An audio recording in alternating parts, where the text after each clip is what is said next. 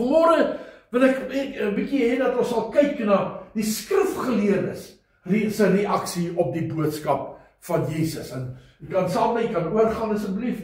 Ek kan saam met my daar blaai en lees. Dit is 'n bietjie klein, maar ek gaan dit vir u lees. Dit is nou daar in Lukas waar die verhaal weer vertel word van Lukas 2 en dan spesifiek lees ek daar vir julle vanaf vers 1 af, hy is Matteus 1 vers 1, 2 vers Matteus 2 vers 1 tot 9. Hierdie mond van my.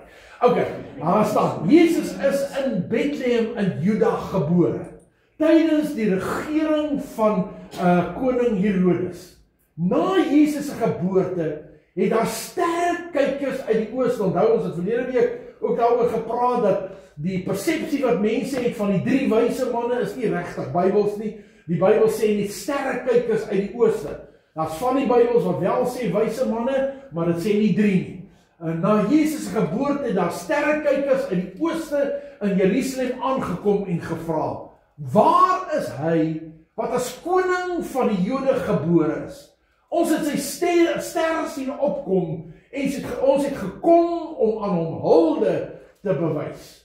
Toe koning Herodes hiervan hoor, was hy en die hele Jerusalem saam met hom ewig ontsteld. Hy het die priesterhoofde en die skrifgeleerdes van die volk bymekaar geroep en hulle uitgevra oor waar die Christus gebore sou word.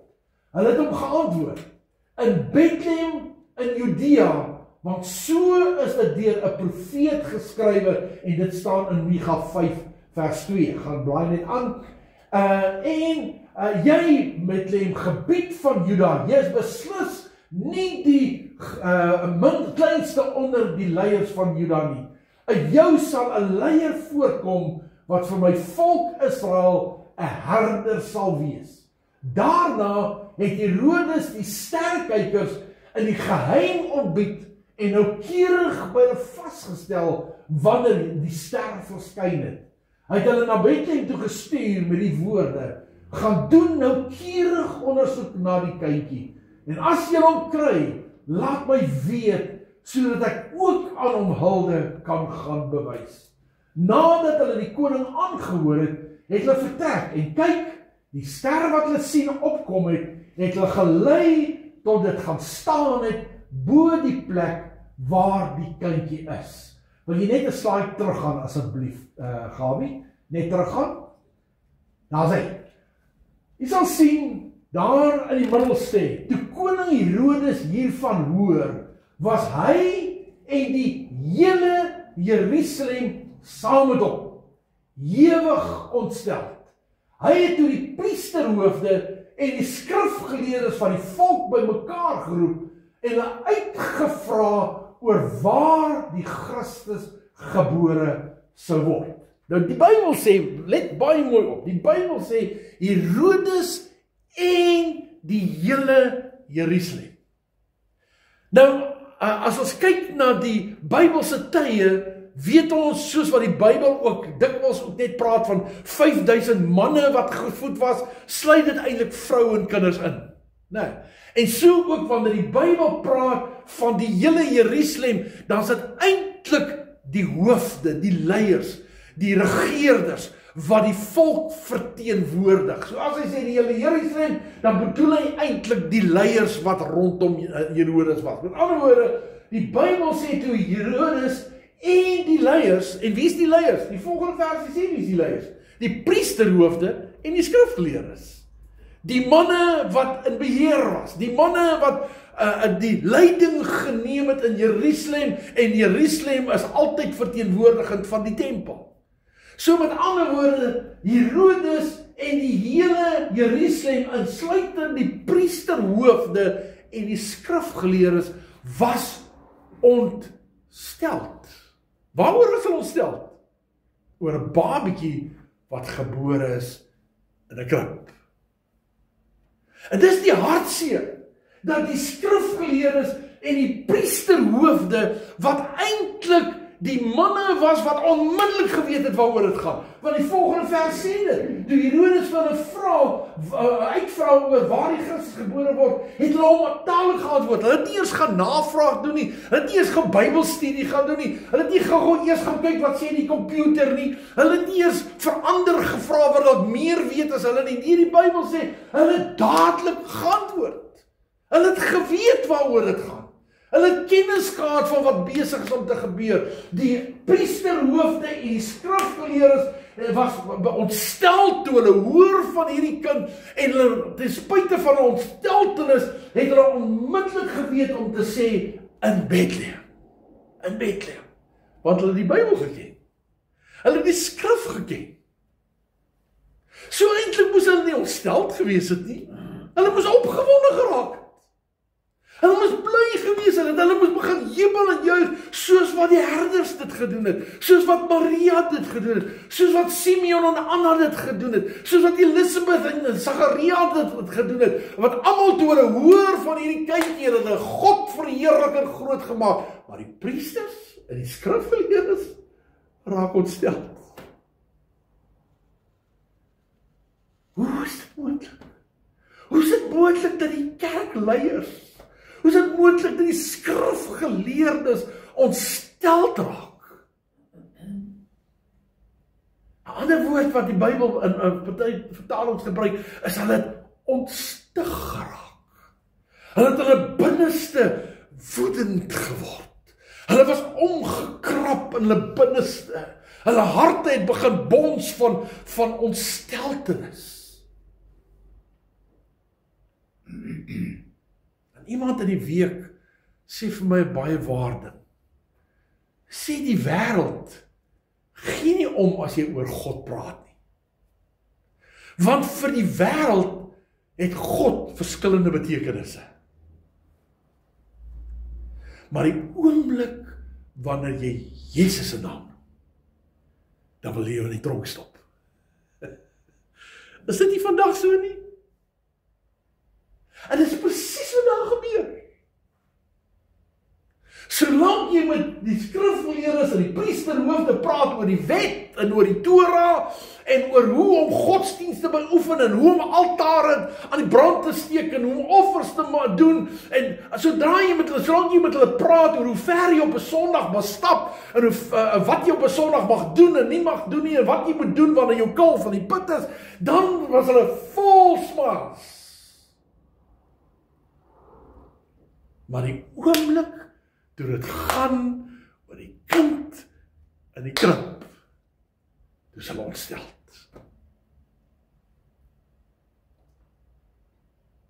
En dis die lewe waarin ons leef vandag.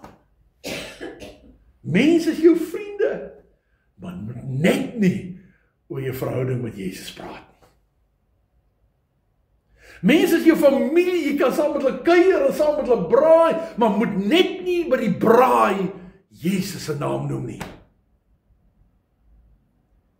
Dan is jy huigelaar en jy's superheilig en jy dink jy's beter as ander en mense raak ontsteld.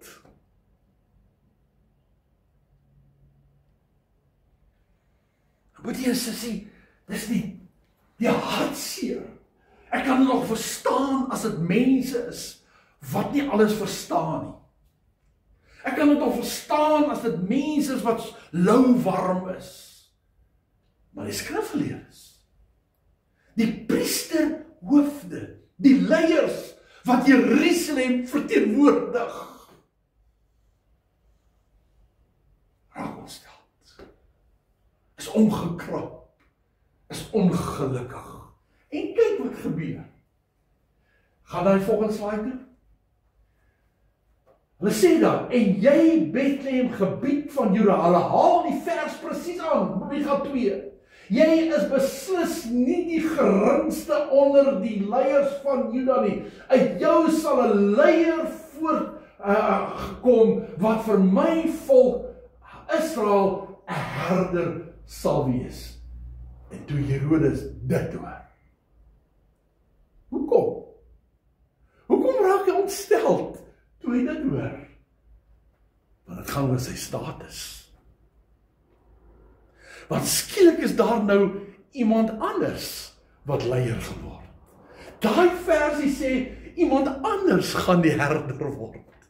Iemand anders gaan doen wat hy nie kon doen nie. Hy kon nie die Israeliete bymekaar bring en vrede bring nie. Hy kon nie versoening bring tussen die Israeliete en die Romeine nie. Hy kon dit nie reg kry nie. En nou sê die Bybel, daar gaan iemand anders gebore word. En hierdie wyse man uit die ooste kom sê, hy is klaar gebore. Waar? In Bethlehem, sê die skrifgeleerdes. En wat gebeur? Herodes word bedreig. Herodes voel hy word ondermyn. En boetie en sussie, is dit nie maar baie keer in die kerk so nie. Ons het ons status, ons het ons posisie. Pastoor, ek dien die Here al 30 jaar. Jy moet nie vir my kom sê wat ek moet en nie moet nie. Nie vir my preek nie, en as die pastoor net te veel, een dingetje te veel van die kansel af sê, dan praat hy net met hom en dan sê kwaad vir die pastoor, en kom hy nie weer kerk toe nie. Want ons voel so maklik bedreig. Ons voel so maklik, ons word beroof van ons status, van ons posisie, van wie ons dink ons is. En dit was die probleem met die skrifgeleerdes. Dit was hulle reaksie op die boodskap. Nie soos die herders God groot gemaak en geloof en geprys nie, maar skielik kry hulle eie ek 'n groot duik. Skielik word hulle belangrikheid ondermyn. Ons is mos die leiers. Ons sal besluit wie die hoëpriester moet opvolg. En nou word daar gesê, maar iemand anders is gebore op wie ons nie ons het nie beplan vir hom nie. Ons het nie voorsiening vir hom nie. Ja, die Bybel sê dit, die woord sê dit. Maar ons pas nie by die woord aan nie. Ons wil vir die woord sê hoe dit moet wees. Ons wil voorskryf hoe dinge gedoen moet word. Al ken ons die woord. Al ken ons God se waarheid. Al ken ons God se wil, volgens ons eie koppe. Dit was die reaksie van die skrifgeleerdes. Dit was die reaksie van mense wat ontsteld geword het oor 'n kindjie wat in 'n krib gebore word. Nou as jy gaan kyk na die verklarende Bybels, dan gee hulle 'n woord vir hierdie reaksie van die skrifgeleerdes. Die volgende skyfie. Hulle sê die skrifgeleerdes het apaties geword. En ek het gewonder, wat bedoel die Bybel of dan die Bybelse woordeboeke met apaties? Te gaan kyk, luister mooi wat sê die verklarende Bybels van die woord apaties. Hierdie reaksie van die skrifgeleerdes. Dis 'n gevaarlike geestelike louheid. Dis onverskilligheid.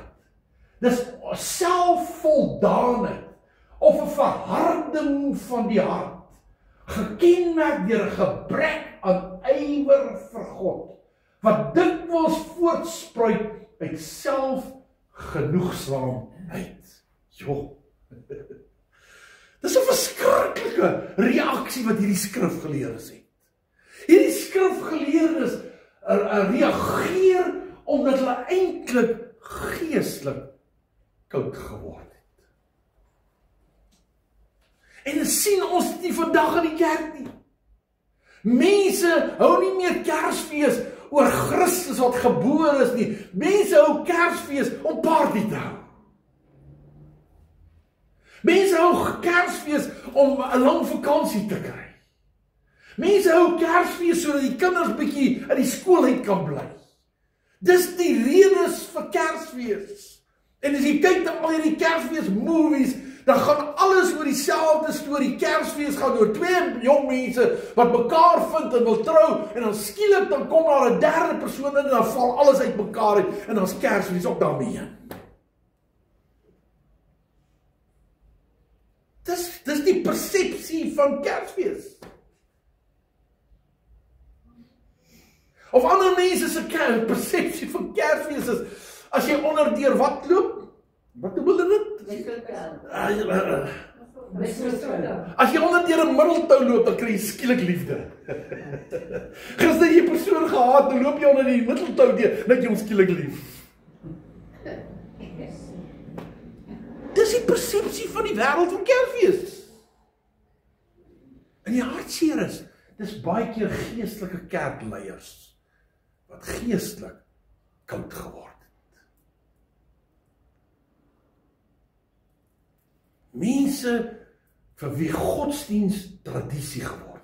Hulle ken die Bybel, hulle weet waaroor die Bybel gaan, hulle weet van 'n kind in 'n krib, maar dit het geen inspraak in hulle lewe nie.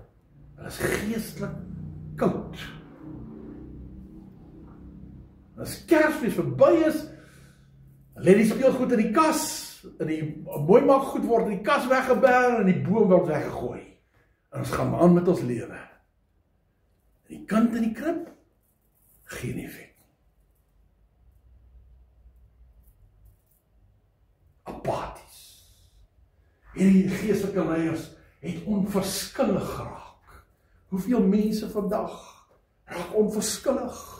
Hulle het nie meer 'n saak met godsdienst nie. Hulle het nie meer 'n saak met tradisies wat hulle lewe bepaal het nie. Hulle het geen saak met wat die kerk van hulle sê of van hulle dink nie. Vanmôre weer 'n artikel gelees waar 'n predikant R1200 gevra het voordat hy 'n kind gedoop het. Onverskillig. Apaties. Dit gaan nie meer oor die kind in die krib nie. Dit gaan oor selfverryking. Dit gaan oor selfvoldaanheid. Of net om 'n pos te hê, om 'n posisie te hê, om status te hê. Hulle harte het verhard geword. Gekenmerk deur 'n gebrek aan ywer vir God. Skoon my as ek name noem, maar dit is vir my so kosbaar. By verskillende geleenthede het van u nou al my kom praat oor, hoekom is ons so klein, en kom groei ons nie en al die dinge. En elkeen van die mense wat met my kom praat het die volgende woorde vir my gesê in die gesprek. Pastoor, ek kan nie verstaan dat mense nie meer wil kerk toe gaan nie. Want vir my is Sondag die hoogtepunt van my lewe. Vir my is om saam met die boeties en sissies te wees, dit maak my week. Dis van julle wat dit vir my gesê het. En ek is so dankbaar daaroor. Nou ek sê niemand van ons is engeltjies nie. Ons het almal nog soveel om te doen en te bereik vir die koninkryk van God.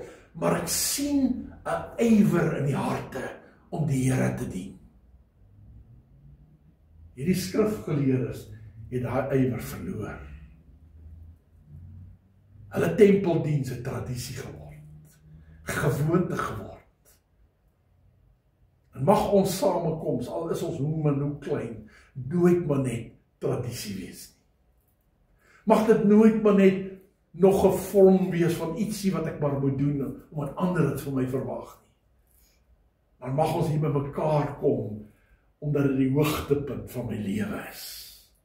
Omdat ek 'n ywer het om saam met boeties en sissies die Here te dien. Omdat ek 'n ywer het om God op te lig en groot te maak. Omdat ek 'n ywer het, want God is my alles. Mag die kind van Kersfees, die kind in 'n krib ons weer opnuut aanspoor om nie apaties te wees nie. Maar om soos die herders terug te gaan in die res van die nuwe jaar wat voorlê en God te loof en prys vir die groot dinge wat God vir jou gedoen het. Wat is ons reaksie op die kind in die krib? En hy laaste sinnetjie, wat dikwels voortspruit, kan ek dit bietjie anders stel, wat dikwels voortspruit uit die eie ek, selfgenoegsaamheid. Alles gaan oor ek en my en ons. Het gaan nie meer oor die kind in die krib nie. Het gaan nie meer daaroor, so daai wyse manne bereid was, om, die Bybelskrywers beweer, maande op 'n kameel se rug te ry. Hulle was nie eers Jode nie. Hulle het nie eers die Bybel geken of die Torah geken nie. Hulle het nie eers geweet waaroor gaan die Joodse godsdienst nie. Hulle het beslis nie daai vers geken van Micha 2 nie.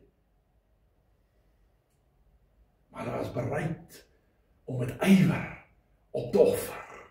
Met ywer hulle self daarop te fokus om by die krib te kom, waar hulle hierdie koning van die Jode kon vereer met goud, wierook en mirre.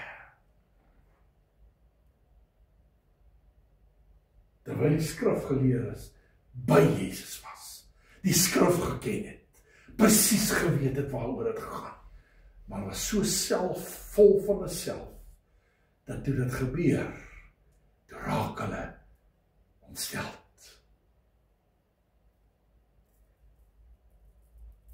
Wat is vanmôre jou en my reaksie op die krib?